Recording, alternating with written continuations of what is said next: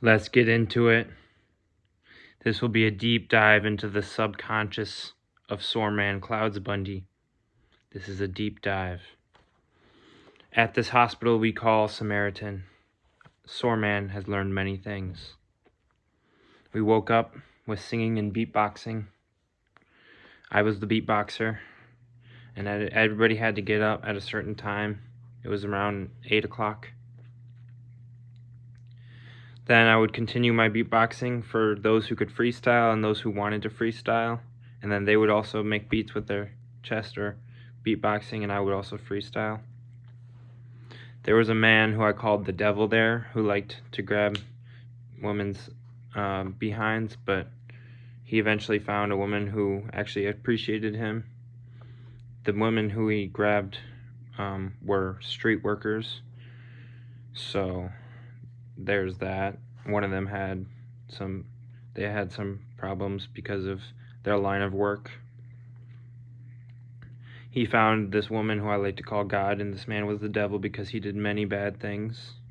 He found this woman who I like to call God. The devil was white, pale, old, ancient, but then when he found this woman I like to call God, she had dreads.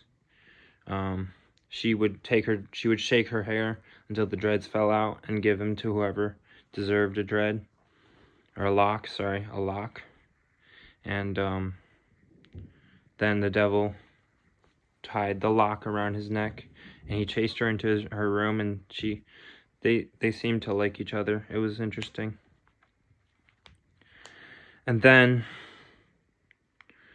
one time when I was freestyling, a man noticed I was leaving some words out, and he came up to me and he said, "Now you yell the N-word 3 times."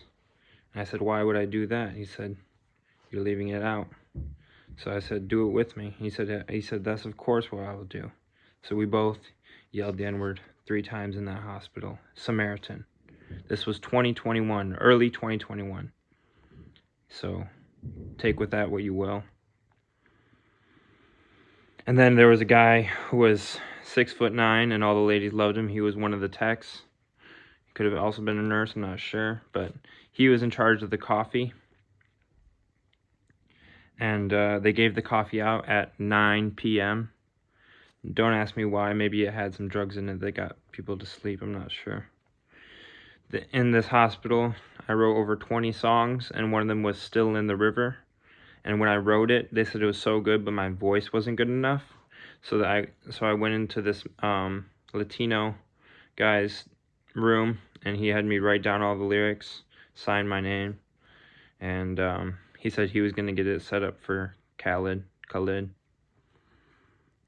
And then I also, of course, called an ex while I was there and did some stupid stuff. Yep, that's it.